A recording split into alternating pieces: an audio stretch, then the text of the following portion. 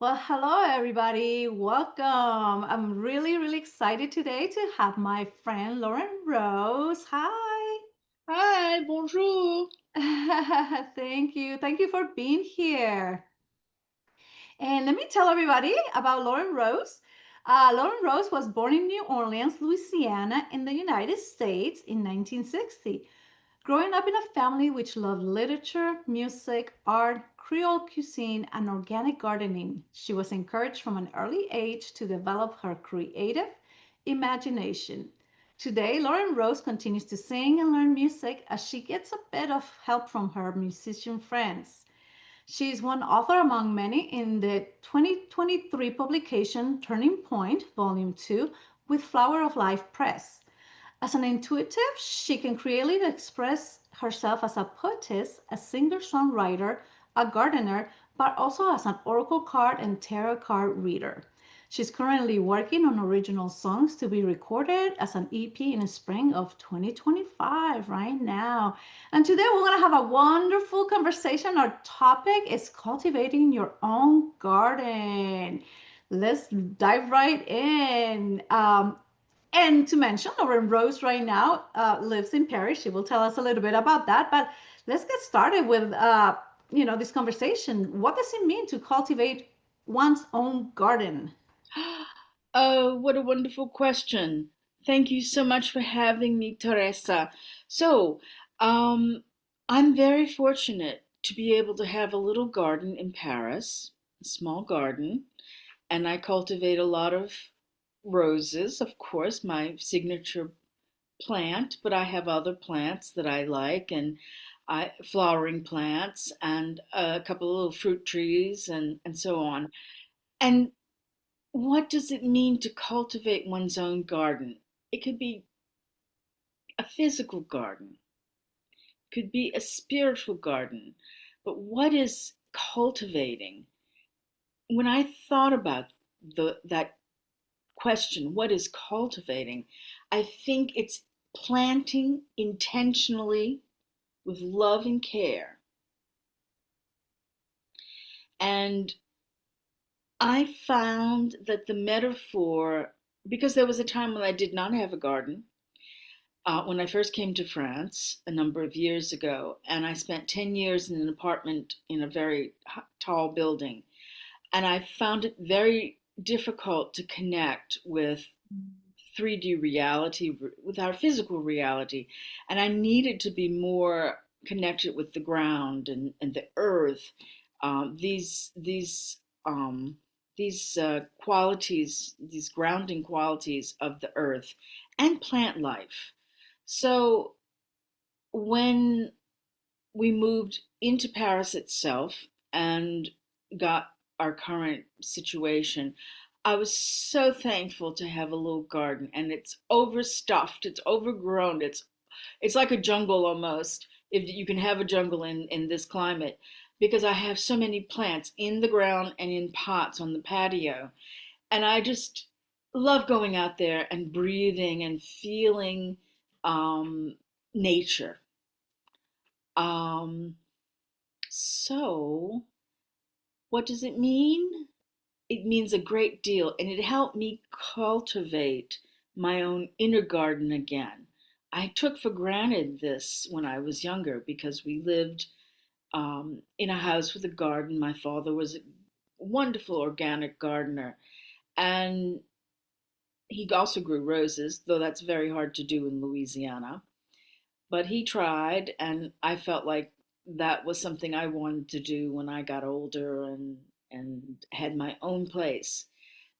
So roses are extremely important in the family. And then it's my name. I was named after an aunt, Lauren Rose. But to cultivate is to, once again, plant intentionally.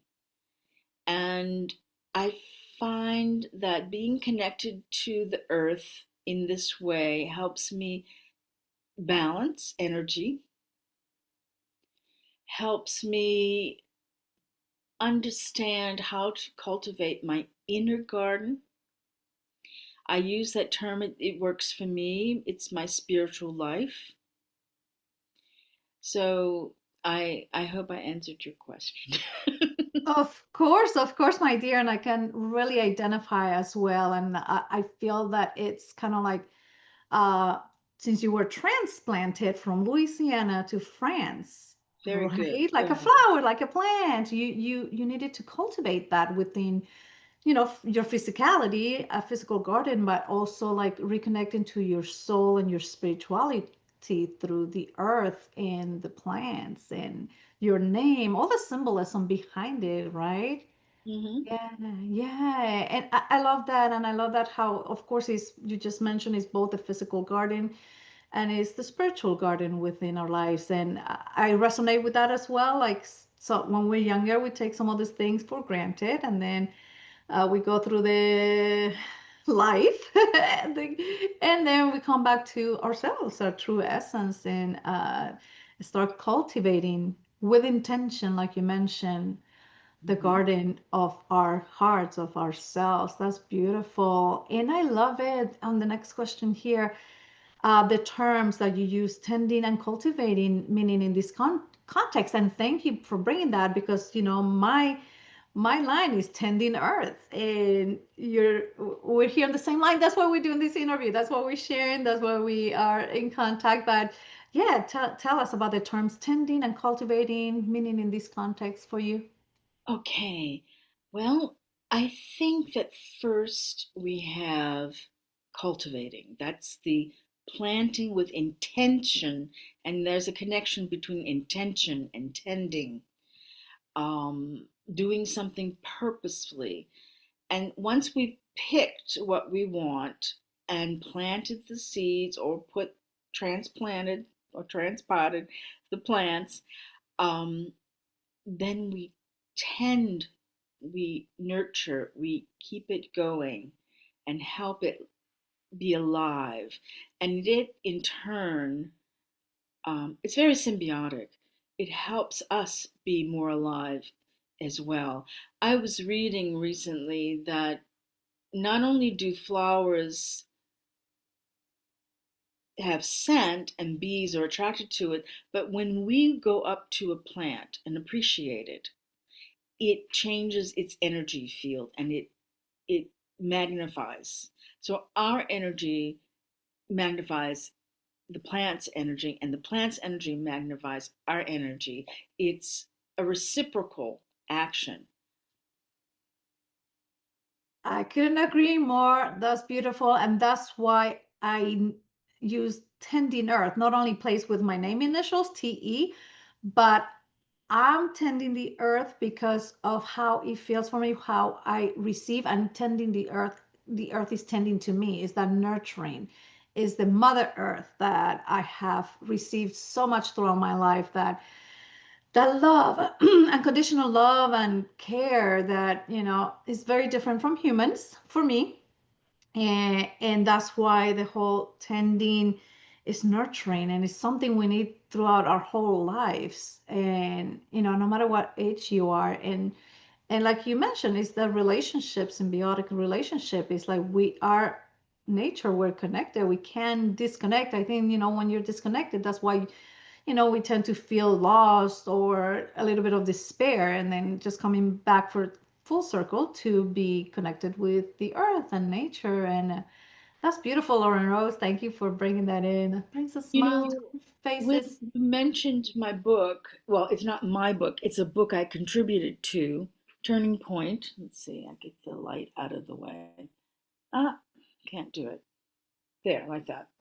It's an anthology, and my turning point was when I was living in this high-rise apartment and was disconnected, and the few years afterwards, um, I became much more conscious of what I needed. So it was a process, like everything. And when I moved into Paris itself and had the garden, that whole miracle happened with the cultivating and tending. And it made me blossom as well as the garden. And right now it's May. It's the last day of May, but it's May, and tomorrow is June, and the roses will continue. It's a perfect period of time for the roses, and they're doing beautifully this year. Oh, I love it. I know. If I follow you and everything's flowers, roses, and it's so beautiful. You don't even have to say a word. Just the roses speak for themselves. So thank you. And just explain a little bit more why use the metaphor of cultivating and tending a garden. I know you explained a little bit more, but if you can expand um, on that. Okay, well, it's a natural for me. I mean, I have a very strong creative imagination, but the fact, and then I use it in various ways. I write, I sing, I've been working on songs, songwriting. I tried my hand at the harp. I didn't master it, but it's something that I love listening to, music.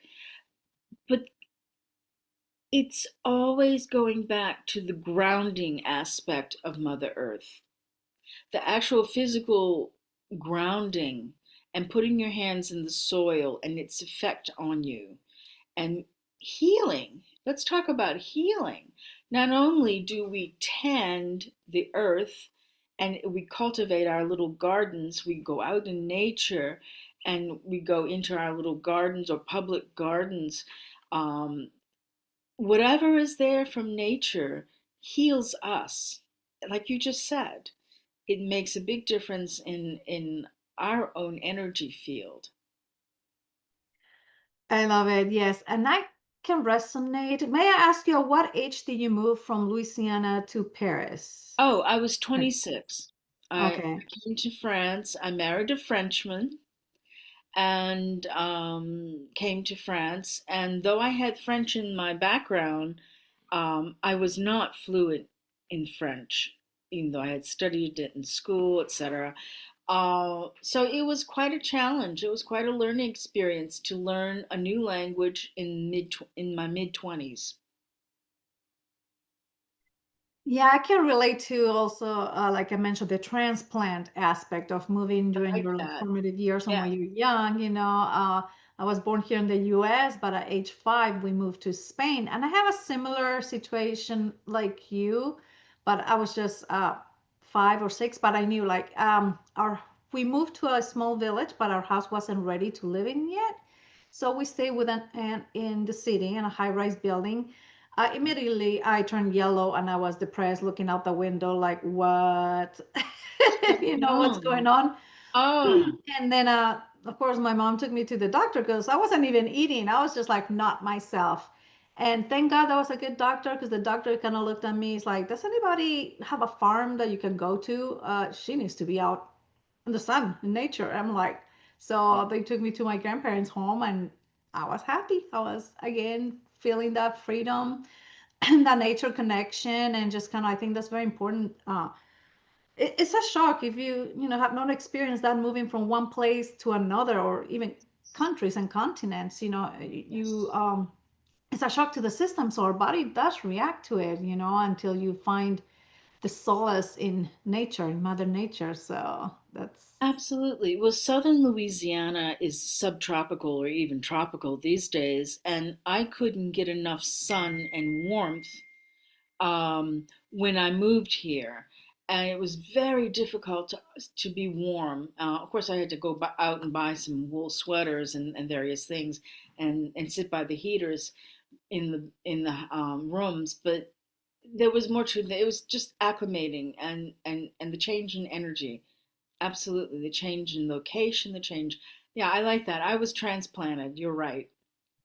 yeah, then you have to find your way and settle your roots in, put your roots in France and then see that's why your garden is started. You settle your roots, you planted your roots and you blossoming. I mean, you're creating beautiful garden beauty that you bring into the world. So thank you for that.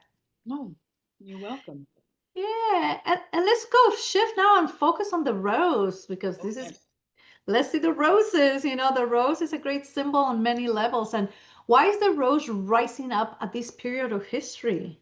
Oh, that's a really good question because it's not just special to me.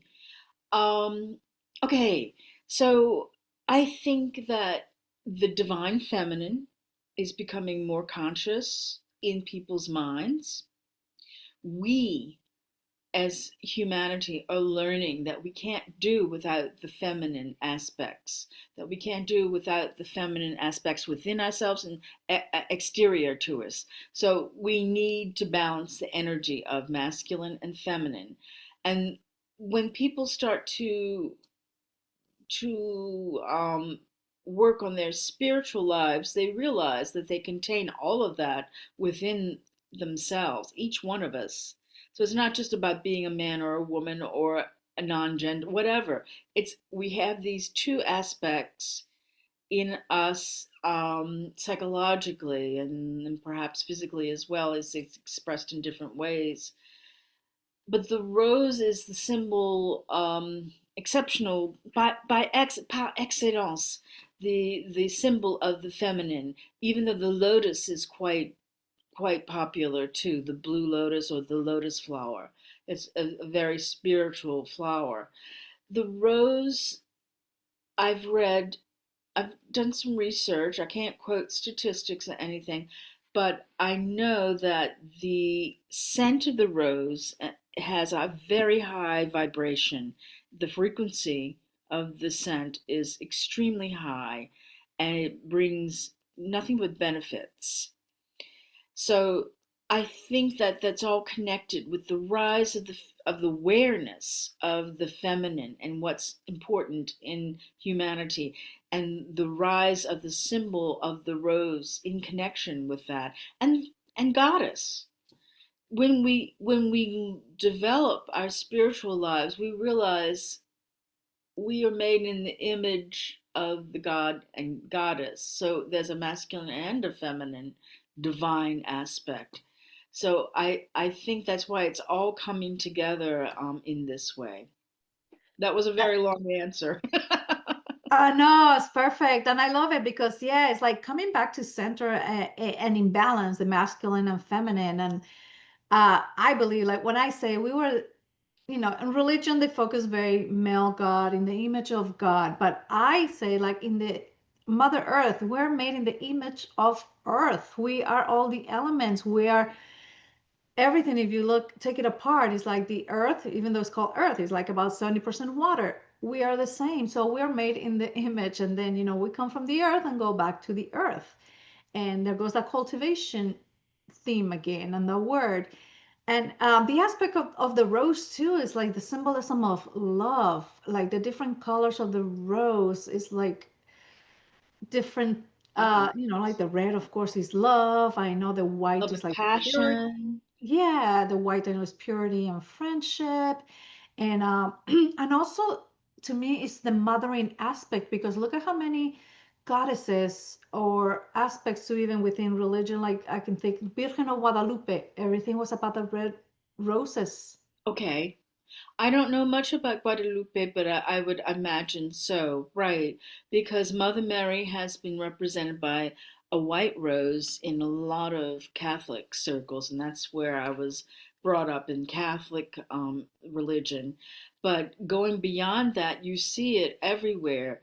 So in France, there's a strong, connection to Mary Magdalene, and I'm learning more about it as time goes by. And she is also, symbolized with the rose. Yeah, all that Mary Magdalene in that south of France, north of Spain. That's why I'm also being aware of that now. We should go together on a Would love, journey over yeah, there. I would love to do that. Yeah, but it makes me, like I said, and for Mother's Day, or for, women receive roses, for all the special occasions that show appreciation and love, and I love it. I mean, I have roses as well. But the interesting fact, like I mentioned, the Virgen of Guadalupe, it was that the Virgin presented to this Aztec uh, Castilian roses from Spain, which were not being Oh, cultivated in Mexico yet. So that's kind that of is where the whole wonderful. apparition comes into it. And they were really stamped on his on what he was wearing. So it's a beautiful mingling of mother and roses in love and spirituality in a way. So Mm. yeah. And speaking of like Cultures too. There was a bridging of cultures. You'll have to tell me where I can find out more about Guadalupe, Our Lady of yeah, Guadalupe. Yeah, well, because I will know do you love it? in Western United States, she's very well known. Where I grew up, she was not so well known. Our Lady of Prompt Succor was the local um, n- name that we used for Our Lady, and we would always pray during hurricane season to be safe. So. Um, Yes, definitely. And she's referred to as the mother of the Americas. So there you go. there you go. Yeah, yeah. Yeah, So you'll yeah, tell me more about that another time. yeah. Or maybe we should do a talk about that one day.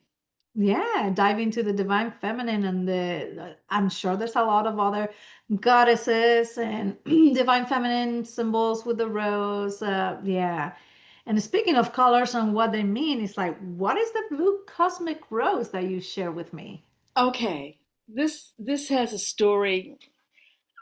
There's a lot for me personally with the color blue. I'm wearing it. I'm always wearing blue, my little blue crystals. But the blue rose does not exist on Earth. Okay, we know that. And there's a reason. Genetically, there is no blue in the rose genome, I think it is.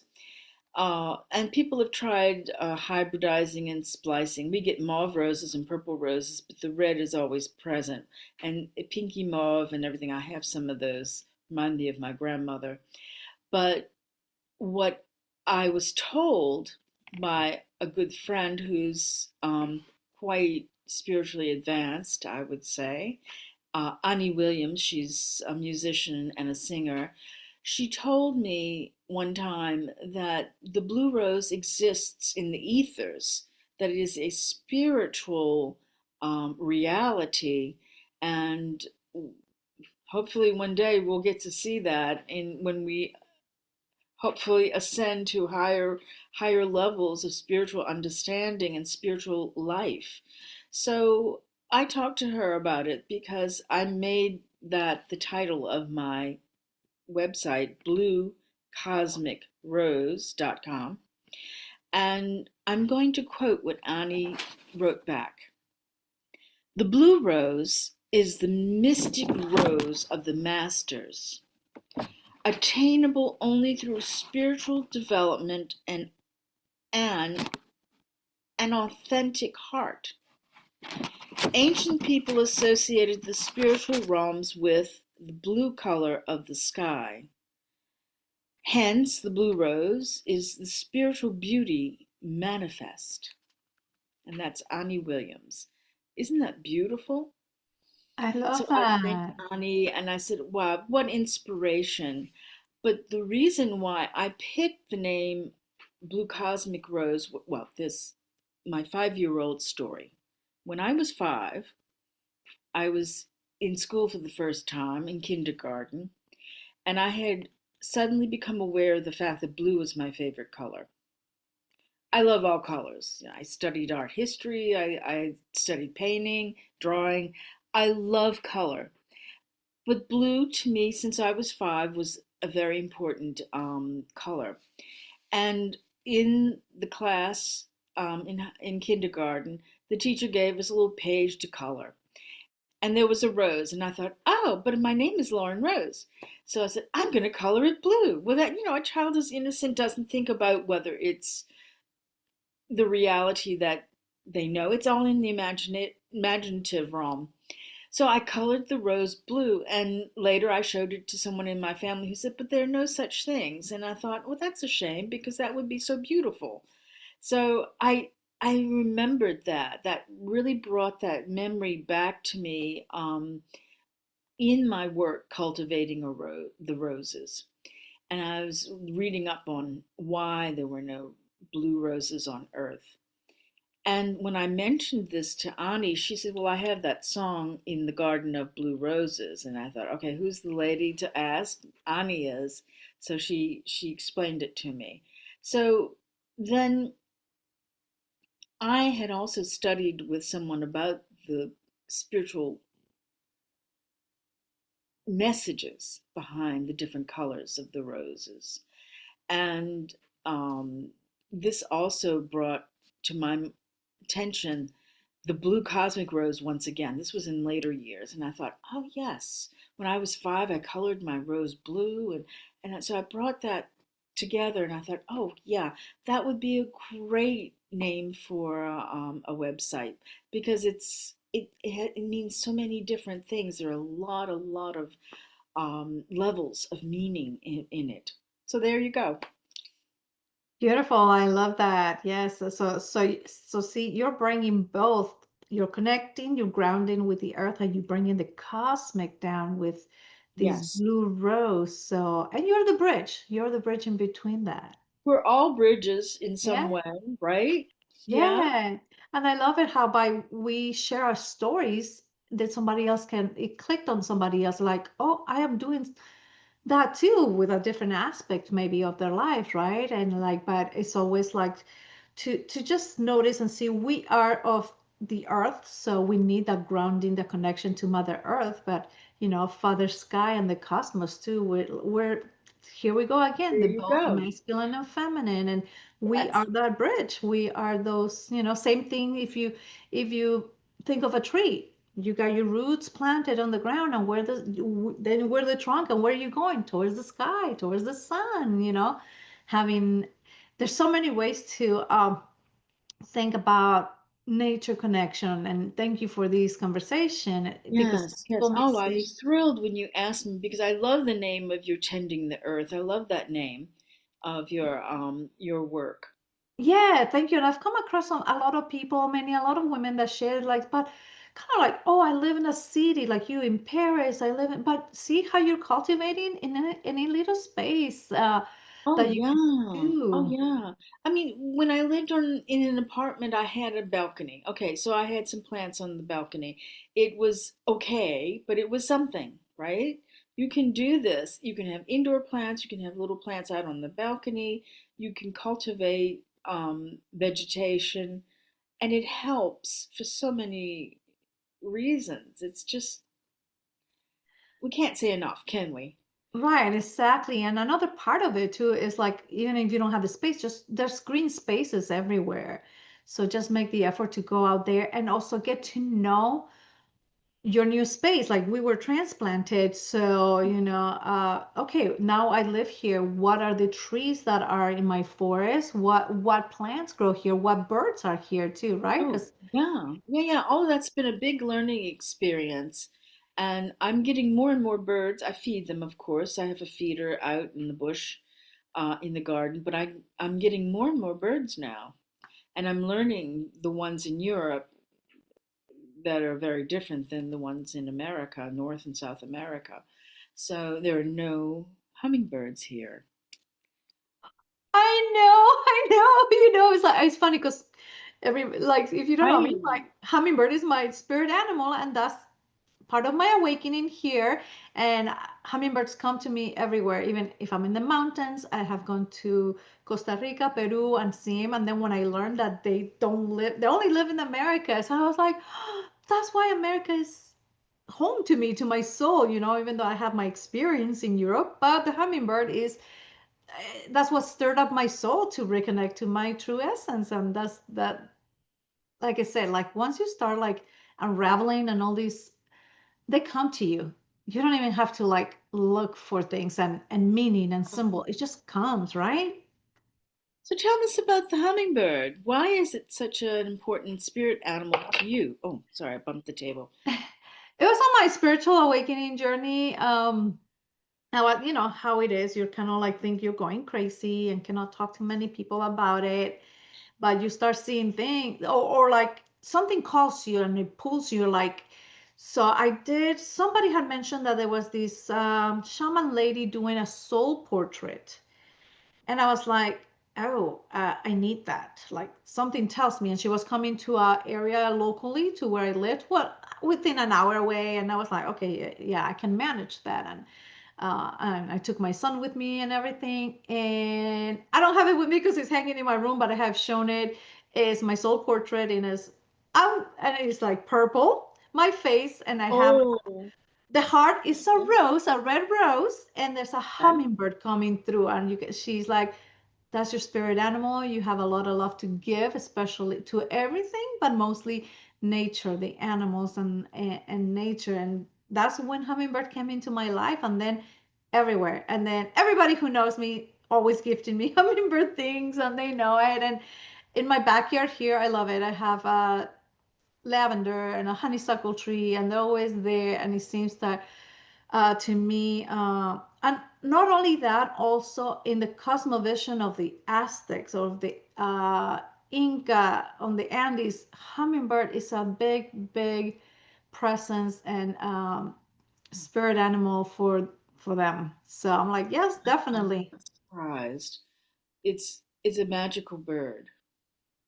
It is magical. It's the sweetness of life, the joy, the beauty, and that's what it helps me bring back to focus on that, on the beauty, on the sweetness of life, despite. So, like I mentioned, sometimes I've been like in my head, with an issue or whatever. I go to the backyard, and the hummingbird really, literally catches my eye because it comes to my face, and I'm like, thank you for bringing me back and bringing that joy and You're listening. blessed. Well, my father put a hummingbird feeder up when we were kids, and we never got any hummingbirds in our area. I don't know why. We had Yeah, other birds, plenty of other birds. We had painted buntings, which were beautiful, but I yeah. love hummingbirds too. They're fascinating. They fly differently than other birds. He's the only one who can fly backwards, so it's Yes. great. And I have so many stories with hummingbird encounters, and that will be on my book one of these days. Writing a But book. Okay. yeah, yeah, but yeah, definitely is the sweetness reminding me of that, and just kind of, like taking the positive, the sweetness of life, and compose that stuff into sweet. Good word. Yeah, speaking of Very cultivating, good just word. compost it and grow flowers. Absolutely, and it's reciprocal. It brings us not just consciously joy, but it does something for us on other levels. That's what I think people forgot. That energy, it's it's not just what you think. It's not just what the mental thoughts. The energy is affecting your whole system, your whole body, the whole metabolism, everything. So it makes a big difference. Energy, energy put me into a crisis. People in the big city here are very stressed out, and they have a lot of difficulties in relating compassionately with each other. So, even though I live in the city, I don't interact a great deal in the city. I live in my little bubble, I guess. But now things are changing, things are moving forward, and I'm really happy about it with the new website and my conference that's coming up. Yeah, let's go into it. Share, Yes, please. okay. I interviewed 25 people, and they're all speakers for a conference, an online global conference on spiritual creativity. And you can find it, you'll have the link available at www.bespirituallycreative.com. And this whole experience for me has been amazing, amazing. A lot of work, more work than I expected, but I mean, you don't know what you're getting into. That's the unknown. So you walk into it and say, "Oh yeah, this is going to be great." And and it was all the fun and the headaches too. But it's part of the process, and I accepted it and said, okay, we just keep going and keep learning. So I interviewed all these wonderful artists, musicians, writers, creativity coaches, and I had a great time doing it. And we're going to present in June from the 9th to the 13th. You can have a free ticket, and the each day there will be 5 interviews available, and they'll run for 48 hours each, and they'll be free for those 48 hours. And then after that, there's a package deal if you want to buy it and have permanent access to it. So it's bespirituallycreative.com. And so I had a lot of work going on at the same time because I had both websites being built. And I have to shout out to my web designer. She's fantastic. And yeah, it's just been amazing how things have come together. And all the people I've been working with and helping me in the background, I have to say thank you, everybody. And yeah, so that's going to bring me way out into a different world. Yeah, I'm so excited for that because, I went through this process last year, and it's similar too. Mine was Unleash Your Brilliant Creativity, inspiring the creatrix within you. That's right. So, and I think, like, yeah, you mentioned, yeah, you have the new stuff that you learn, the technical part, which is part of it, but it gives you a sense of accomplishment. I learned something new. I didn't think I could do this. But then to me, it was such a like every interview was so delightful. There was kind of like this, it leaves you like feeling so elated, like it is soul food.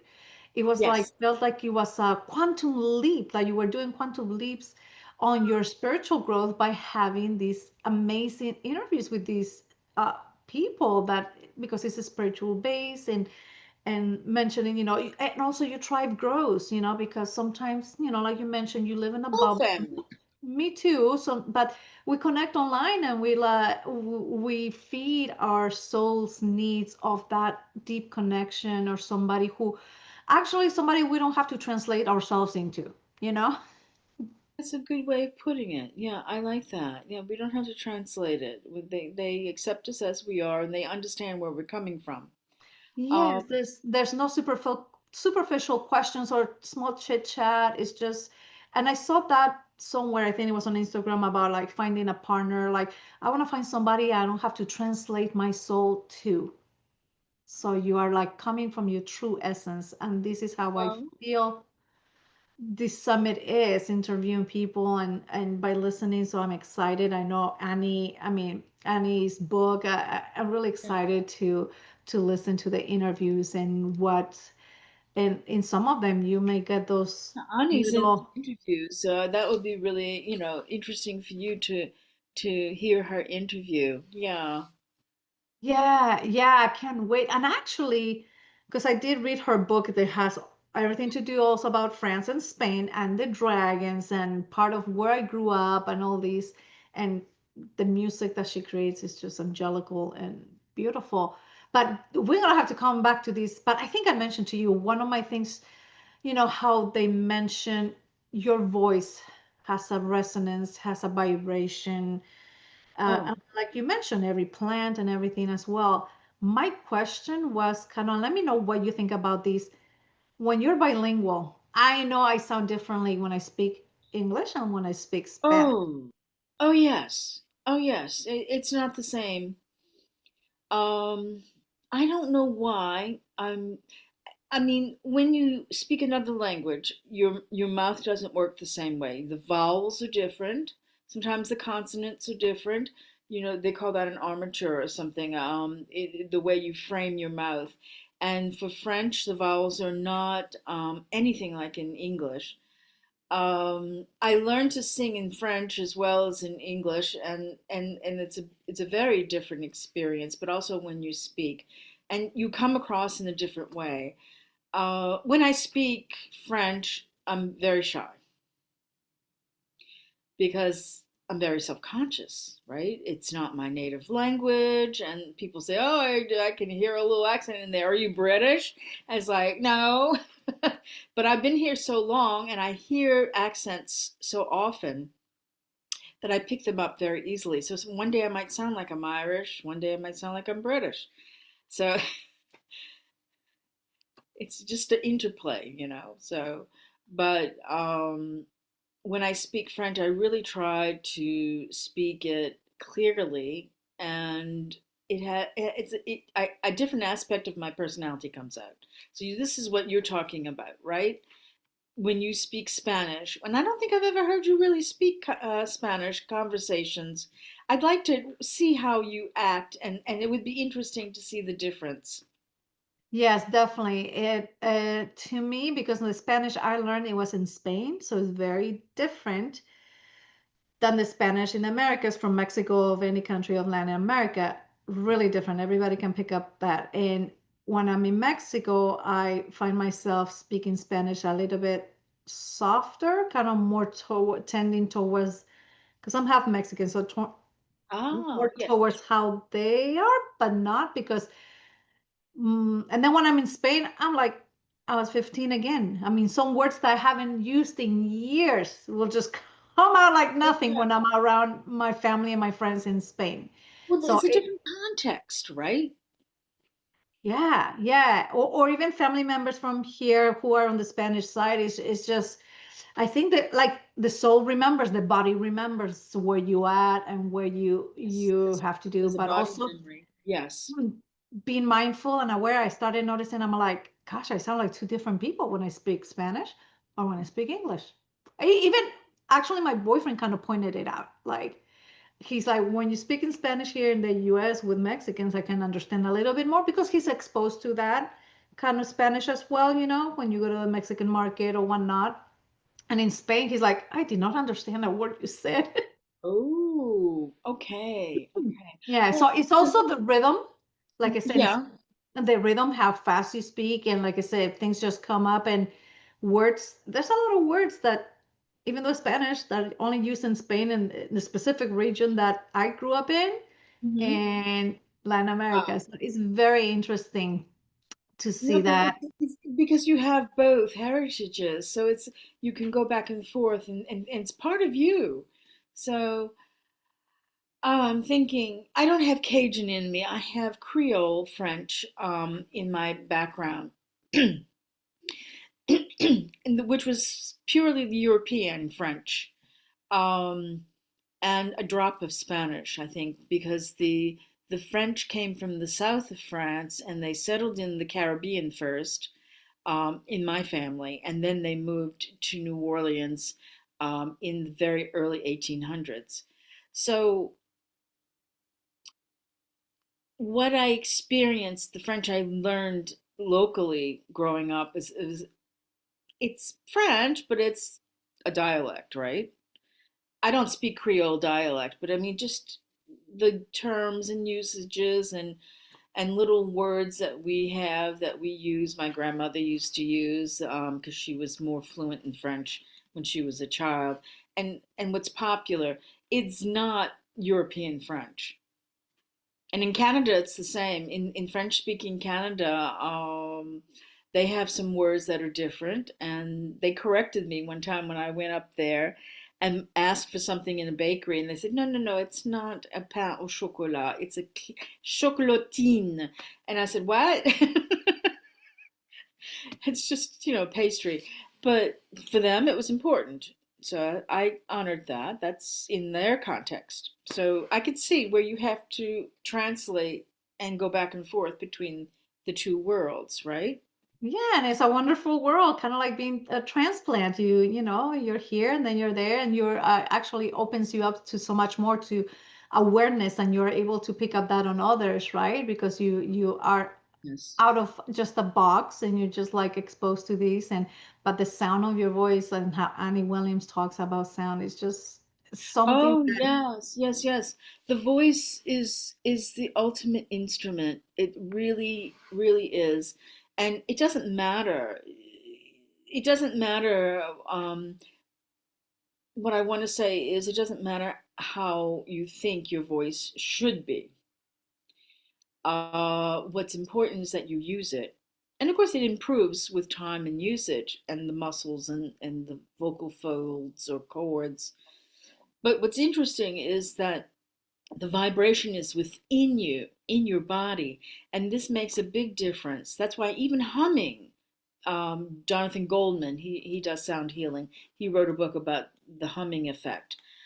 Even this, just humming, has a very calming influence and healing. So, whatever you do within your body, the sound that you do, or you could tap on your chest if you don't have a drum. I learned that from someone else who did some sound healing courses, and it's it's the ultimate instrument, the voice. Gosh, I love that. Yes, how, and it's all sound universe, one verse, it's just kind of weird Right, vibration. right, right, right. So, vibration and frequency, it's making 3D patterns.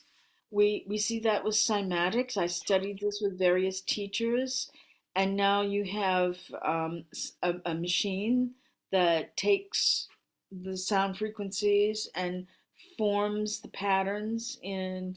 It started out as plates of metal with powders on it, and they would bow it. This was back in the 1700s. Chladni was a scientist. And then Hans Jenny took it further, a Swiss scientist in the 20th century, I believe. And now cymatics is the study of sound and form and material matter. They realize sound creates a pattern that creates physical matter. So once again, it's so important what you listen to, what you say, what you speak, what you hum, and the intention behind it. All of these things matter and create a different reality in your life. If you want to improve things, listen to soft music, chant mantras. Oh, mantras are wonderful for changing the energy and the frequencies. For example, that's just one thing. If you don't want to do mantras, do them in English and just know that your intention carries. If you don't know Sanskrit, but everyone knows how to say Om. Yeah, yeah, that's so beautiful about Do sound you healing. sing? Do you sing?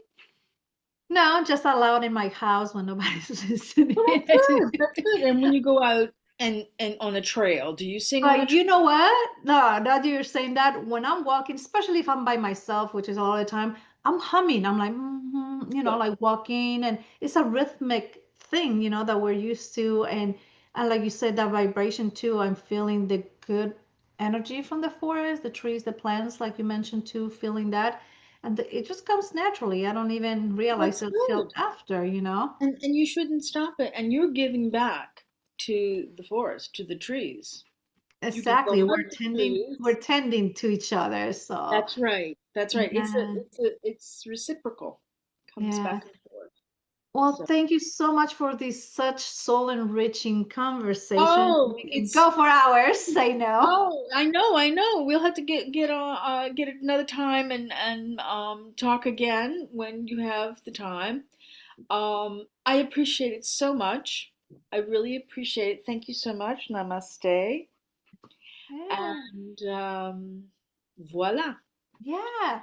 And everybody, I will put, Lauren Rose's website and the website for her upcoming summit right below this video so you can register. It's free, amazing speakers, and I know it's going to be very enriching. And I'm really proud of you, Lauren Rose. Thank you. You've seen it. But me too. I'm proud of you because I've seen you do things, and we've both come a long way since we did our vision quest a number of years ago. So, wow. Yes, and it's so good to have you as a soul sister in our circle, and I'm really looking forward to the summit and to your songs. You sing beautifully. Oh, I thank you. was, Yes, that's yes, another story. We'll talk about that next time. yes. Well, thank you so much, and thank you everybody for being here with us, and hope you enjoy this conversation. Bye for now. Bye bye.